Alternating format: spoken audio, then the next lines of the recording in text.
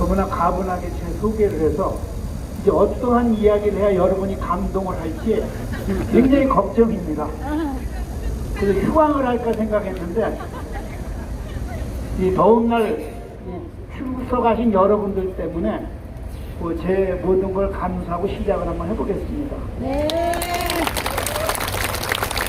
오늘 어떤 것을 말씀을 드려서 여러분들이 앉아있던 걸 좀 보탬을 드릴까 하고 여러 가지 생각을 했는데 오늘 낮에 TV를 보면서 다 헝클어졌어요.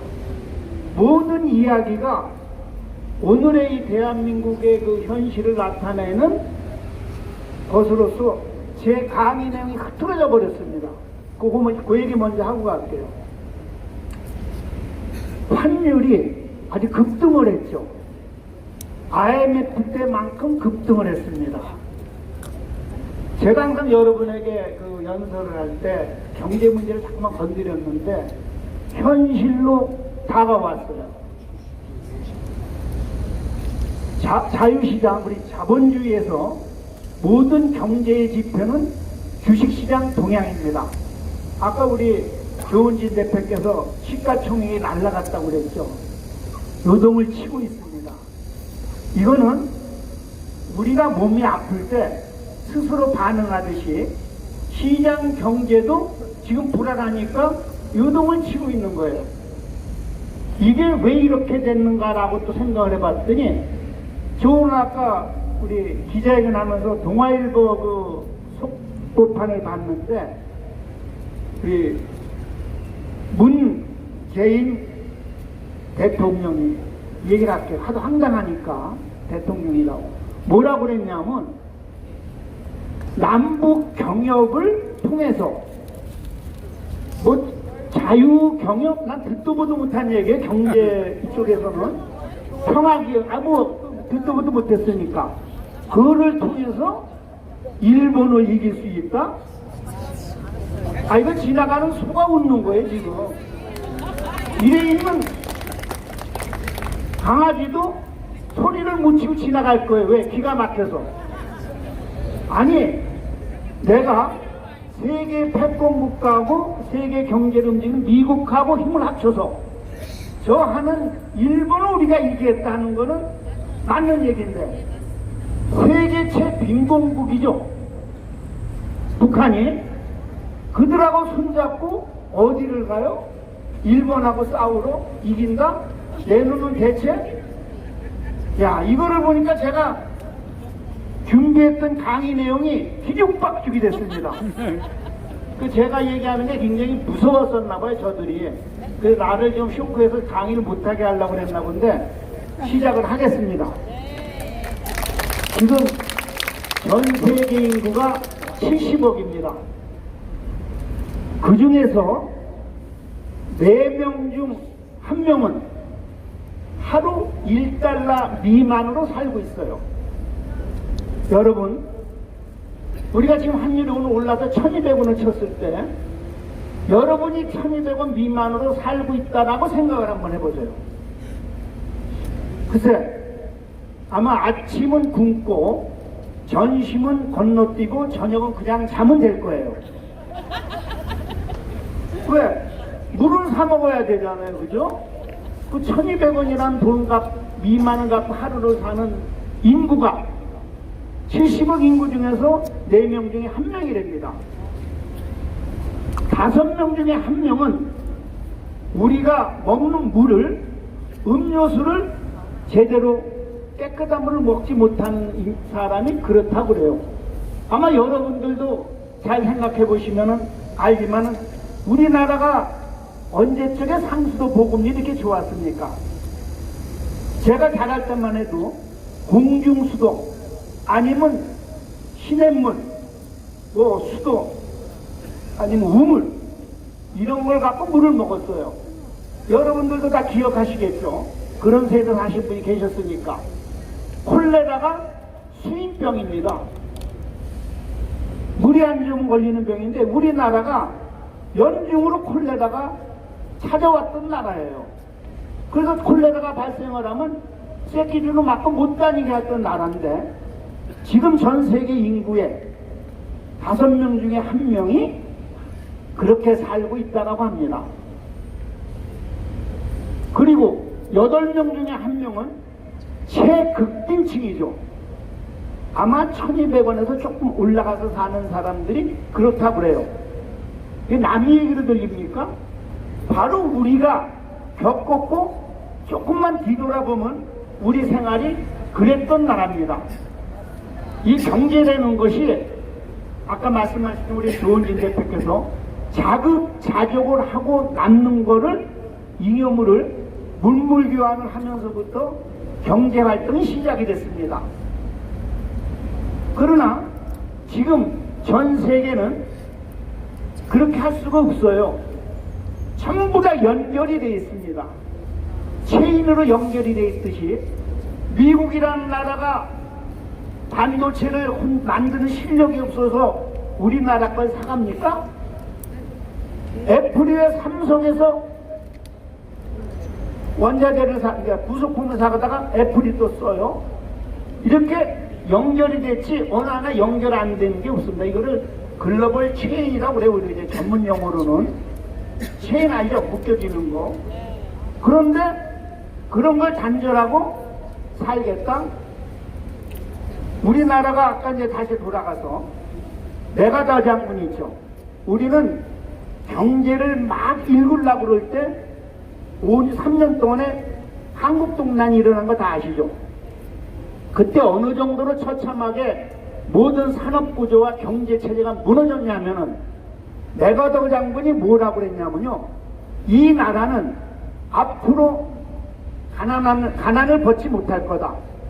100년까지는 복구가 안 된다라고 메가더 장군이 얘기를 했어요. 왜? 그 사람은 대한민국 전체의 그 파괴된 모습을 다 봤으니까.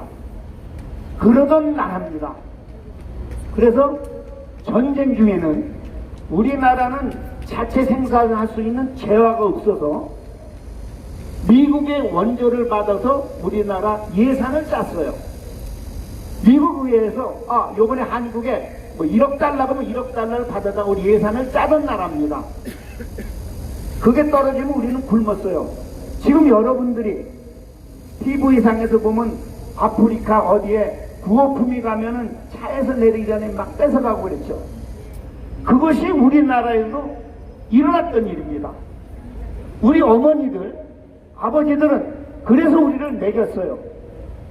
동양 받은 물건을 서로 뺏어가려고. 그때 이제 우리나라가 외화를 벌어야만 사는 나라가 됐던 것이 부존자원이 없기 때문에 그런데 지금 예를 들어서 다시 생각을 해보겠습니다. 우리나라 국민 총생산에 무역이 차지하는 비중이 68.8%라고 제가 그랬어요. 수출이 37.5 그리고 수입이 31.3에서 68.8 약 70%입니다. 30%만 내수가 책임을 지고 있어요. 실감이 안 나면 제가 다시 한번 말씀드릴게요. 예를 들어서 여러분들 오늘 아침에 나오셨죠? 여기 도착을 했어요. 그런데 여러분이 쓰신 재화가 있습니다. 내 주머니에서 나가는 돈도 있지만은 뭐 여러 가지 쳐서 아침에 집에서 식사를 밥을 해서 먹은 거, 나와서 차를 타고 온 거, 여기까지 왔을 때 나는 원화만 썼어요. 그죠? 한국 돈 1,000원짜리 쓰고. 그러나 우리나라 경제 구조는 여러분이 알게 모르게 현재 70%는 달러를 쓴 겁니다. 여러분이 오늘 12,000원을 썼어요. 뭐 밥도 사 먹고. 그렇게 많아? 많죠. 우리나라가 자급자족한다는 쌀조차도 그 쌀을 생산하기 위해서는 비료 써야죠. 벌써 비료가 수입되는 물건이죠. 물을 갖다 써야죠. 전기를 돌려서 동력을 돌려야죠. 밥을 넣을 때 가스 쓰죠. 그러면 그게, 그리고 여러분 밥상에 올라와 있는 모든 반찬이 지금 거의 수입 품매라는 거 아십니까? 하다못해 나물도 중국 사람들이 많이 오고 있어요. 그 우리가 자급자족 하려면 이제 어떻게 해야 돼요? 산으로 올라가서 전부 다 여러분들 나물 캐러 다녀야 돼요. 심으면 그 정도 되면 다 이제 캐갑니다. 다른 사람들이. 그 정도 되는 우리나라의 경제가 세계에서 체인으로 이렇게 묶여져 있습니다. 현재. 그러니까 어느 정도 달러가 우리한테 중요한지, 그 종잣돈이 필요한지 우리가 얻은 거는 여러분들이 잘 아실 거예요. 6.25 때, 6.25 막 끝나고 나서 아주 피폐해져 있을 때 우리나라가 수출 주력 상품이 뭔지 아십니까? 그거는 60년대 지나서고 경공업 되고 맨 처음에 한 것이 장난감입니다. 탱크 같은 거. 뭘로 만들었는지 아세요? 전쟁에서 남은 탄피구리가 산하에 넘쳤죠. 그거를 유엔군이나 미국에서 밖으로 못 내가게 했어요. 그러니까 우리나라 사람들이 그걸 녹여갖고 장난감으로 만들어서 팔아먹었어요. 우리가 그렇게 버티고 나갑니다. 53년도 전쟁이 끝나니까 구호물자가 점점 떨어지니까 그 다음부터 수출한 것이 1차 산업. 한천 아실 다 우무가사리, 김, 일부 쌀 등 전부 다 1차 산업이었습니다. 그러니까 아주 미미했죠. 근데 여러분들의 삶이 어땠어요? 50년대, 60년대 때는요, 우리가 먹고 살기 힘들어갖고 보릿고개라는 게 있었죠. 아시죠? 그 보릿고개를 넘기 위해서 넘지 못한 많은 사람들이 자기 애기가 갓난애가 젖을 달라고 그러니까 엄마가 못 먹으니까 그 도책을 벌어서 목을 졸라주는 사건이 10년 자주 났었어요.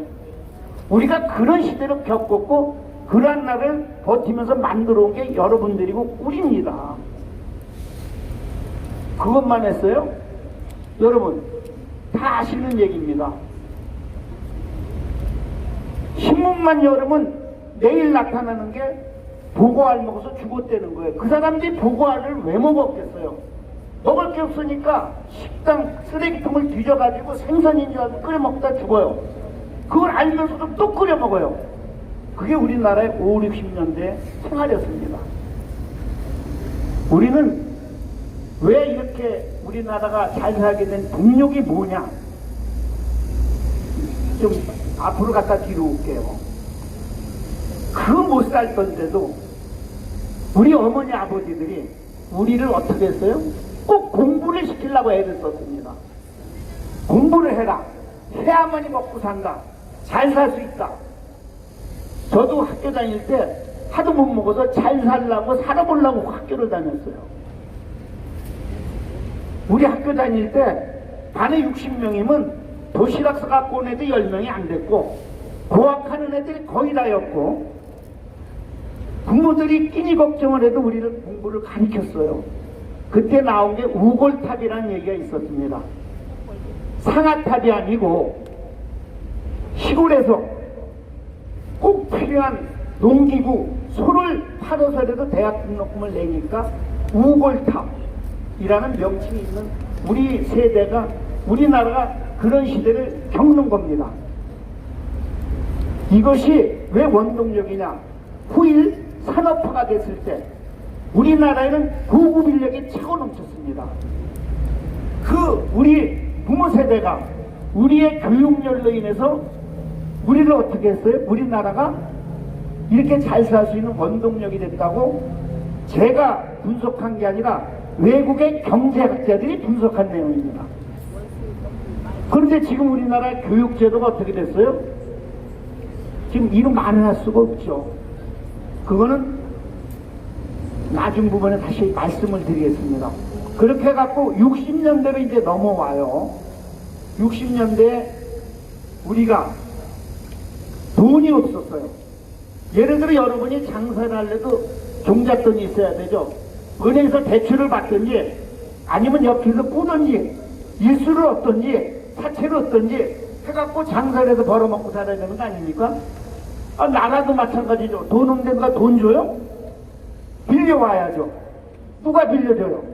우리나라가 달러가 없으니까 맨 처음에 달러를 크게 만들 수 있었던 계기가 한일 협정입니다. 무상원조 3억 달러, 유상원조 2억 달러로 5억 달러를 갖고 왔어요. 그게 우리나라의 지금 경제력이 시드머니가 된 겁니다. 종잣돈. 근데 이게 지금 무슨 망국이니 뭐 어쩌니 저쩌니, 그 당시에 일본 예산의 몇십 프로라고 그래요. 제 그 수치는 못 찾아봤지만은 일본 보유고, 일본이 갖고 있는 외환 보유고에 몇십 프로를 우리가 갖고 온 겁니다. 그 당시에. 처음으로 이제 달러가 들어오면서 종잣돈으로 1962년도에 1차 경제개발 5개년 계획이 실시가 됩니다. 그때부터 우리나라가 몸부림치는데 1차 산업에서 2차 경공업 수출품을 만들기 시작해요. 그때 아까 여러분들이 얘기했던 가발이 등장을 합니다. 동제, 섬유, 이런 거를 가지고 우리가 수출을 해요. 대우그룹이 맨 처음에 큰 게 홀치기라고 섬유봉제용으로 대우가 크기 시작을 했어요. 그때 우리나라 국민이 아까 교육열로 인해 갖고 우리가 이 위기를 극복한 단초라고 그랬죠. 두 번째는 근면성과 끈기였습니다. 어느 정도 끈기가 있는지 아세요? 가발을 팔러 다니면은 미국에서 가발을 누가 쓸 것 같아요? 흑인들이 씁니다. 뉴욕의 할렘 가라 그러면 60년대에 들어가면 죽어서 나오는 거예요. 거기를 동양인이 가발을 입고 다니는 게 대한민국 사람이었습니다. 그래서 우리가 60년대 경제 기반을 만들어가는 겁니다. 그런 어려운 시기를 겪을 때 그 다음에 우리가 또 달러를 한번 만들어봐야 되지 않냐. 만들게 된 경우가 이게 독일의 광부와 간호사가 파견된 건 아시죠?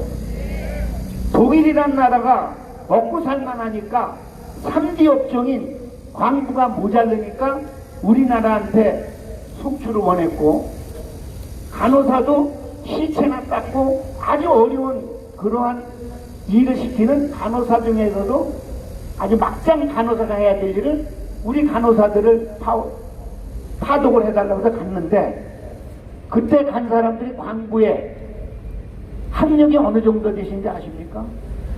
체하 고졸이고 대졸들이 굉장히 많았어요. 아주 고급 인력이 갑니다. 왜? 먹고 살라고. 그 사람이 애국심이 있어서 간 거예요. 먹고 살라고 왔어요. 그때는 모든 우리 대한민국 국민 거의가 하루에 한 끼를 잘 못 먹던 시대예요.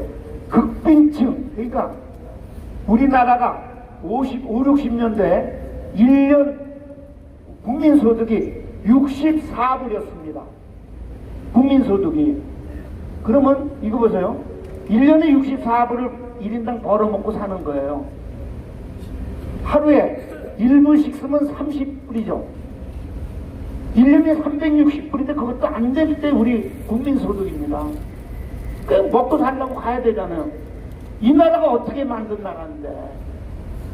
그때 포항제철 같은 거를 만들려고 차관을 구하러 전 외국을 돌아다니는데 주는 나라가 없어요. 왜? 제철업을 한다고 그러니까 더 안 주는 거예요. 제철소를 만들어서 망한 나라가 부지기술이었었고, 여기 아마 그 당시에 한국에 주한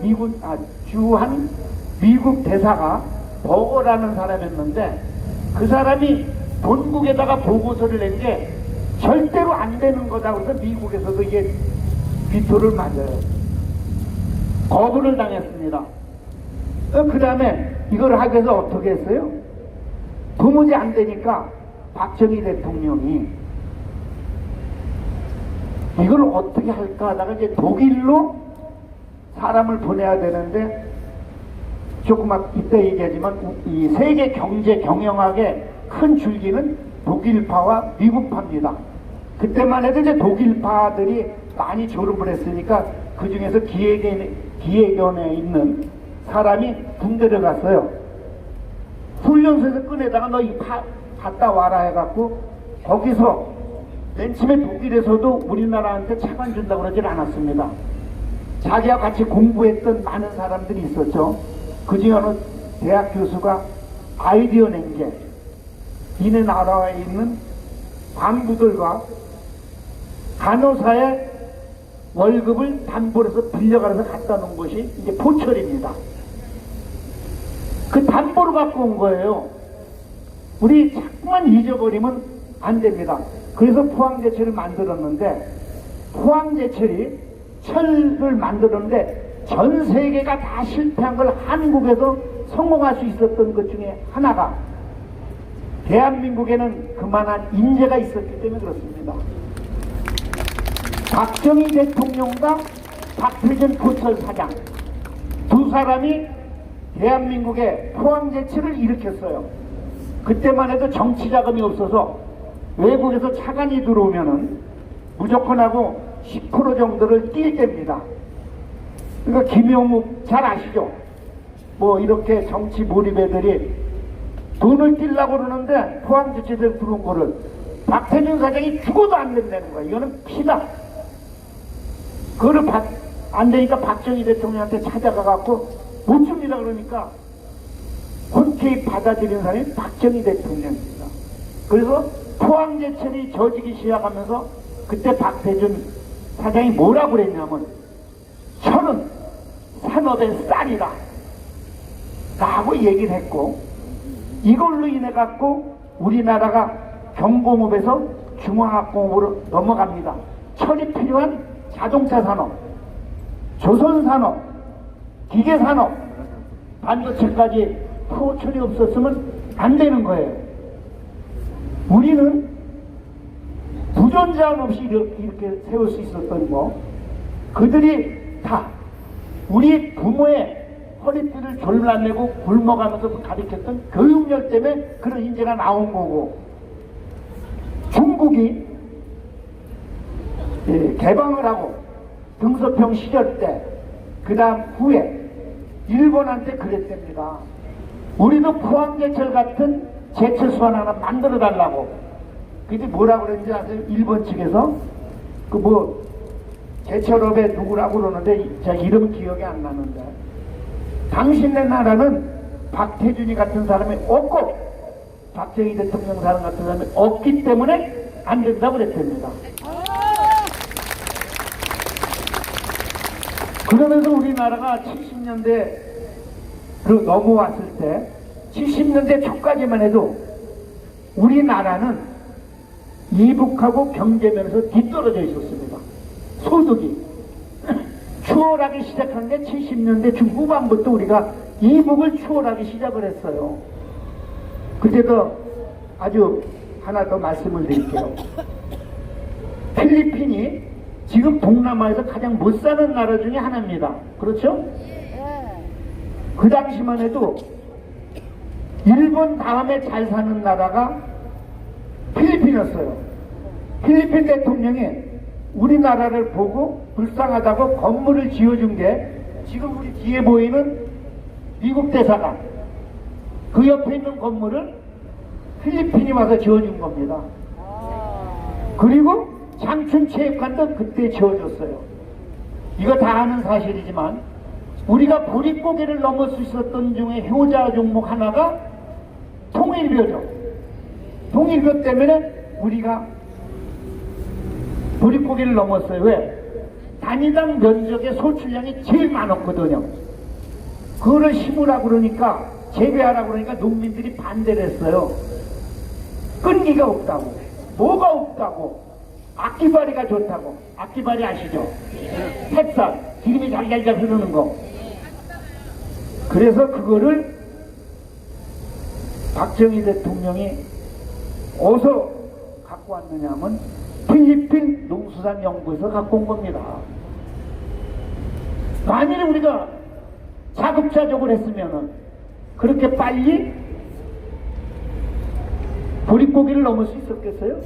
이렇게 이제 세계는 전부 다 연결돼서 서로 돕고 호혜 상태에서 서로들 이렇게 도와주면서 살아가는 게 지금 21세기 글로벌 체인인데, 지금 현 정권에서 내놓은 게 뭐 부속품 모든 원자재를 자급자족해서 만든다? 언제 만들어요? 제가 말씀드렸죠. 자판기에다 돈 넣으면은 뭐가 하나씩 턱턱 튀어나오는 게 아니고 5년 10년 걸려야 되는데, 그러면 이거를 다 우리가 만들어야 돼요? 아니 그러면 대기업이 왜 있고 그 다음에 중견기업 하청업체가 왜 있어요? 분업화 시켰기 때문인데, 이제는 국가 간의 분업화가 됐는데 혼자서 그럼 떨어져서 우리끼리 먹고 살겠다? 여러분들은 나무를 먹어서 나무를 먹기 위해서 산으로 뛰어다녀야 되고, 이제는 새끼 먹던 거를 한 끼를 줄여야 되고. 북한은 괜찮아요, 이 부분. 걔네들은 한 끼만 먹여줘도 좋다고 그러는 민족이 이제 체제고, 우리는 한 끼만 줄이면 난리가 나는 체제입니다. 저들이 모르겠어요? 안다고요. 지금 우리가 이렇게 얘기하고 있지만은 이미 심각하게 돼서 대한민국은 갈 곳을 잃어버렸어요. 아까 말씀하시더라고 우리 조원진 대표께서. 사회주의 혁명이 성공을 하려면은 어떻게 해야 되냐면 양극화의 갈등이 심해야 되고 중산층이 없어야 성공을 합니다. 지금 저들이 하는 정책이 중산층을 없애는 거예요. 알면서도 하고 있는 겁니다. 이걸 우리 국민들이 모르고 있어요. 왜 모르는지 아세요? 사회주의, 공산주의들은 거짓말에 너무나 능숙하고 선동하는 데는 아무도 못 쫓아갑니다. 우리가 멀리 갈 필요도 없어요. 이명박 대통령 때 광우병 파동 있죠. 그들이 주장했던 거 맞는 거 하나나 있어요? 다 틀렸죠. 그때 사회적 비용이 얼마나 들어갔어요? 책임지는 사람 하나도 없어요. 매일 모였고 그거를 막으려고 경찰 매일 동원하고 어쩌고 이런 사회적인 비용, 국정 수행을 동력을 떨어뜨리는 저들은 아무도 책임을 안 묻고 그 다음에 다시 물러왔어요. 박근혜 대통령 탄핵 부르짖을 때 박근혜 대통령한테 덤태기 씌웠던 거 하나나 맞는 거 있어요? 그렇게 선동에 능숙능란한 거를 우리 국민들이 아직도 모르고 있다는 겁니다. 그걸 알리기 위해서는 우리의 뼈아픈 과거를 이야기를 해야 돼요. 그래서 이제 서독광부가 이제 돈을 해서 우리가 좀 기반을 닦기 시작했을 때, 그 다음에 이제 파월 장병들이 또 달러를 벌어들이기 시작합니다. 파월 장병들이. 그 당시 파월 장병들이 받았던 그 돈이, 월급이 고속도로를 1m씩 깔았다고 그럽니다.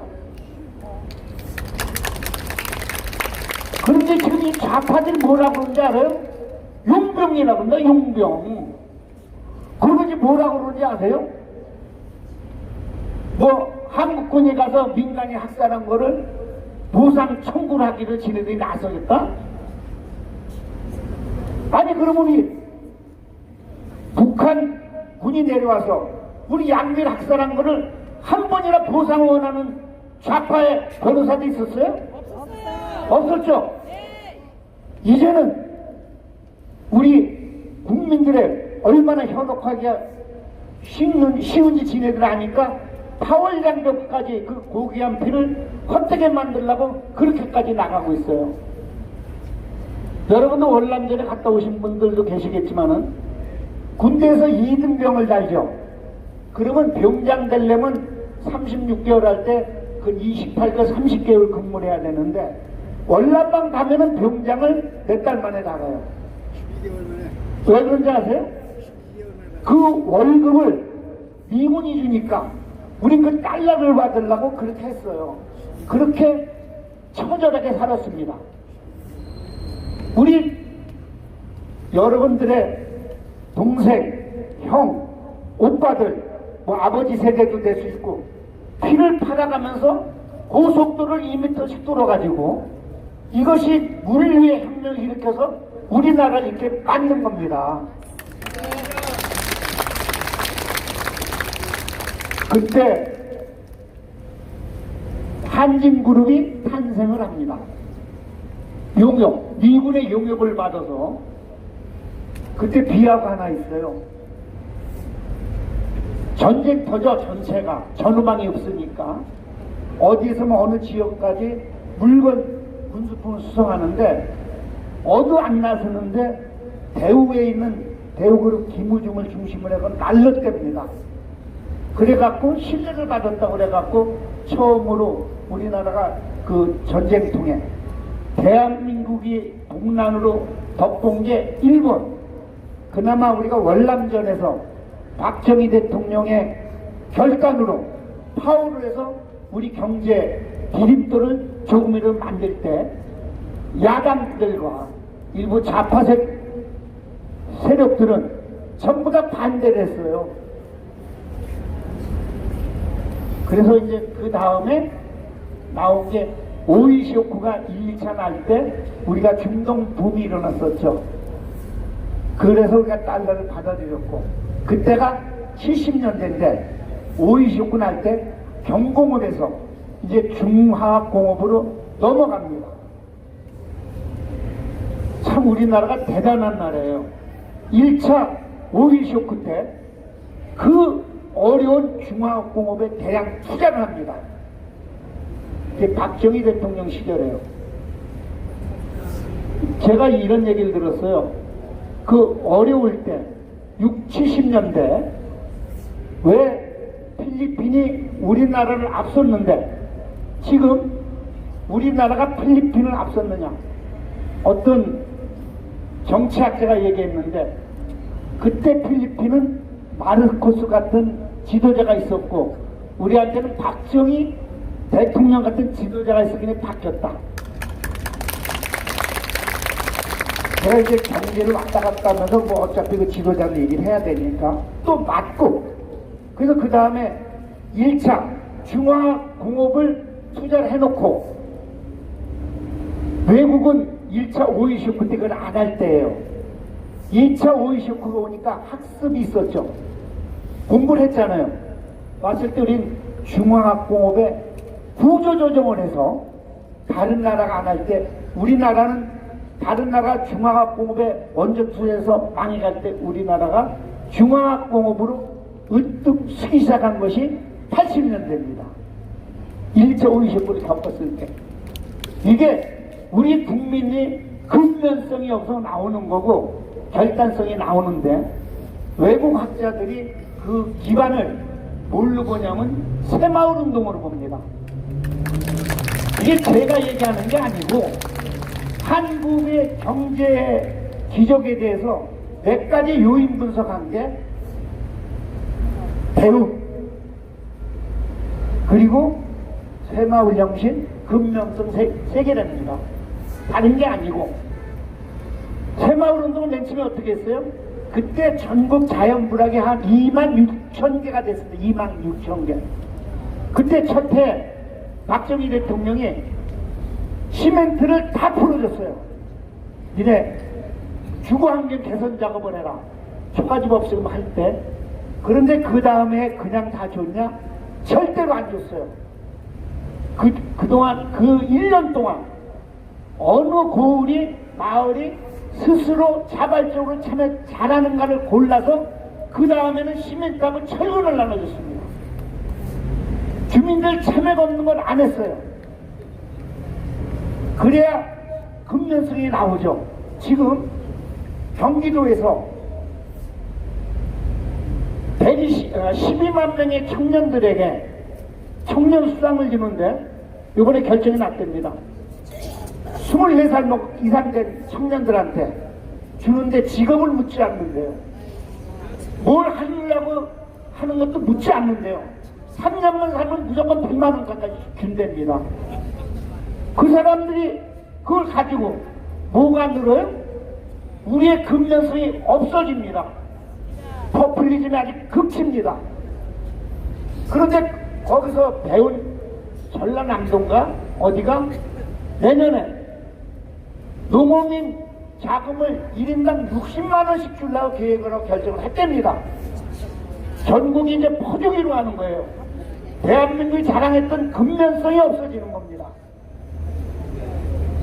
이렇게 우리는 이것을 우리만 알지 말고 좀 전파가 돼야 됩니다. 그러다가 이제 8시가 돼서 곧 끝내겠는데 이제 속도를 좀 빨리 하겠습니다. 80년대로 들어가요. 80년대 들어갈 때 우리가 어떠한 호기를 낳느냐. 저는 이제 아까 말씀했듯이 장로입니다. 하나님이 우리 민족을 사랑하시나 봐요. 세계에서 이 여태까지 없었던 산저 현상이 나타납니다. 달러 가치가 하락을 해요. 금리가 내려가요. 원자재 기름값이 떨어져서 우리 중화학공업이 거기에 터잡아서 90년대로 넘어가고 여기까지 온 겁니다. 아까 할렌가에 가가지고 우리 저거 한다고 그랬죠. 그렇게 팔았다고 그랬죠. 중동에서 중동 전쟁이 일어나면 다른 나라 주재원들은 다 도망을 가는데 우리나라 주재원들은 끝까지 살아있었어요. 버텼어요. 거기서 남아서 우리의 판매망을 지켰고 신종플루라고 아시죠? 이상한 감기 같은 것도 다 죽었던 거 멕시코에서 맨 처음에 났었습니다. 우리 주재원들이 마스크를 쓰고 끝까지 지켜가지고 중남미 교두보를 만들었던 나라가 우리나라인데 제가 이렇게 됐어요. 그럼 뭐 앞으로 어떻게 해야 되느냐 이 나라 살리기 위해서 제가 100가지만 주장을 하겠습니다. 첫째, 빨리 좌파와 사회주의 경제정책을 포기해야 됩니다. 빨리 포기해야만이 우리가 살 수 있습니다. 소득 주도 성장, 곧 최저임금제 없애야 됩니다. 세계에서 아무도 쓴 적이 없고 지금도 가장 어렵게 만들고 힘들게 만들고 강력하게 시행하는 52시간 시간제 이거 없애야 됩니다. 모든 경제를 자유시장 경제로 가져가야 됩니다. 지금 뭐 보니까 내일 뭐 대기업 총수 4명을 불러다 회의를 한다고 그러고 얼마 전에 30명 기업 총수를 불러서 회의했죠. 보니까 3분씩 발언 줬대. 3분씩 3분에 무슨 얘기를 해요? 저 같아도 1시간 10시간 해도 못할 얘기를 안녕하세요 뭐 어쩌면 3분 거기에 뭐 참모라는 사람은 1분 남았다고 이거 뭐 그걸 들고 있고 지금 기업들로 하여금 다시 투자를 하고 진짜 그 근성 심어줄 때가 됐어요. 검찰, 경찰, 공정에서 맨날 조사하고 수사하고 어느 누가 투자를 합니까? 시장 경제체제로 빨리 채택을 해야 됩니다. 안 되면 우리 공화당이라도 앞장서서 이걸 국민들한테 전해야만이 우리나라 사는 겁니다. 여러분 1910년에 우리나라가 일본에 합방이 됐죠. 우리 모든 민초들이 시골에 있는 민초들이 한일 합방된 거 알아요? 몰랐어요. 어느 날 갑자기 자고 일어나니까 몇 가지 있었겠죠. 1년 있다 들어간 데도 있는데 일본은 헌병기 들어와서 우리 막 잡아가고 그러다 보니까 아 나라가 뺏겼구나 알아서 밑에 쌓여갖고 9년 만에 터진 게 3.1운동 아닙니까? 지금 모든 국민들이 이렇게 쓰러져 가는 걸 우리 모르고 있다는 것이 우리가 큰 문제입니다. 얘네들이 어느 정도로 거짓말에 능숙능란하냐면 아까 말씀드렸죠. 제 경우를 1분만 얘기하고 말씀드릴게요. 제가 하남시장이 됐을 때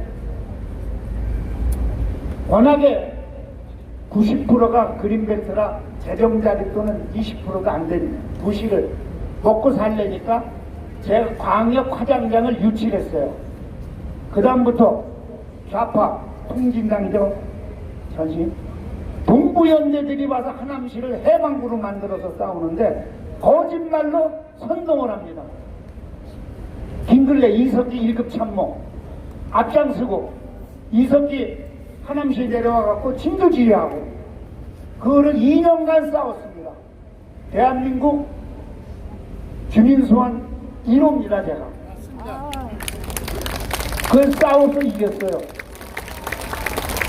제가 이 말씀을 왜 드리냐면 이 정도로 얘네들은 능숙능란하게 거짓말을 하고 그 거짓말을 책임을 안 지고 사표단에 도룡령 하나 굴 뚫는다고 해서 대모하던 사람 없어지고 굴 뚫는데 1초가 소비됐습니다. 1초가. 감정마을 제주도에 있는 거 우리 군항기지 만드는 거 걔네들이 주장하는 거 하나하나 맞았어요? 박근혜 대통령을 탄핵했더니 하나하나 맞은 게 있으면은 한번 갖고 와보라고요. 네, 이것을 얘기하고 주어진 시간 안에 끝내려니까 준비한 거 못한 것도 있지만 양해하시고 단지 하나 우리가 이렇게 어려운 시기를 겪었던 거를 다시 겪을 수는 없다는 겁니다. 이것을 우리는 온 국민들에게 알려야 됩니다. 그래서 이 좌파 정권 빨리 몰아내고 모든 경제체제를 시장 경제체제, 자유시장 경제로 돌려서 나가는 것만이 대한민국이 살 길이라는 걸로 마치겠습니다. 감사합니다.